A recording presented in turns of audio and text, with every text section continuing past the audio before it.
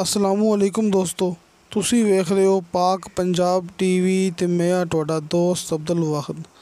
ਦੋਸਤੋ ਮਾਸ਼ਾਅੱਲਾ ਲਾਹੌਰ ਸ਼ਹਿਰ ਦੇ ਕਰੀਬ ਲਾਹੌਰ ਤੋਂ 45 ਕਿਲੋਮੀਟਰ ਭਾਈ ਫਿਰੂ ਬਾਈਪਾਸ ਤੋਂ ਸਿਰਫ 6-7 ਏਕੜ ਫਾਸਲਾ। ਦੋਸਤੋ ਅੱਧਾ ਕਿਲੋਮੀਟਰ ਨਹੀਂ ਹੈਗਾ, ਬਹੁਤ ਕਮ ਫਾਸਲਾ ਹੈ ਭਾਈ ਫਿਰੂ ਬਾਈਪਾਸ ਤੋਂ।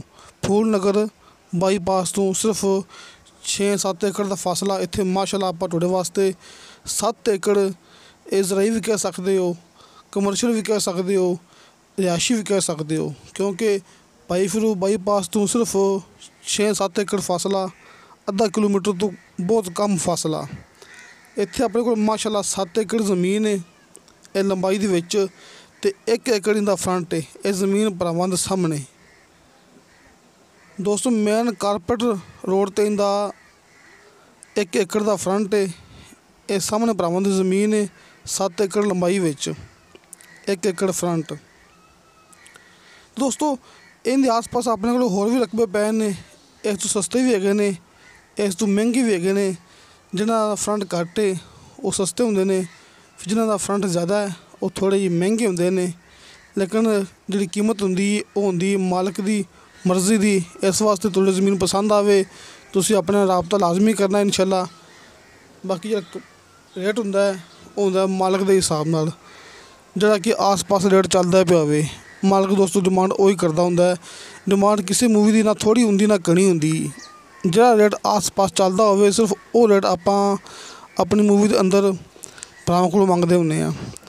ਦੋਸਤੋ ਇਸ ਜ਼ਮੀਨ ਦੀ ਡਿਮਾਂਡ ਕੀਤੀ ਹੈ ਮਾਲਕ ਨੇ 1 ਕਰੋੜ 40 ਲੱਖ ਰੁਪਇਆ ਫੀ ਏਕੜ ਦੇ ਹਿਸਾਬ ਨਾਲ। ਦੋਸਤੋ 1 ਕਰੋੜ 40 ਲੱਖ ਰੁਪਇਆ ਇਹਦੀ ਡਿਮਾਂਡ ਹੈ। ਕਮੀ ਪੇਸ਼ੀ ਪਿਆਰ ਮੁਹੱਬਤ ਹੋ ਜਾਏਗਾ, ਕਿ ਇਹ ਨਹੀਂ ਕਹਿਣਾ ਕਿ ਡਿਮਾਂਡ ਬਹੁਤ ਜ਼ਿਆਦਾ ਹੈ।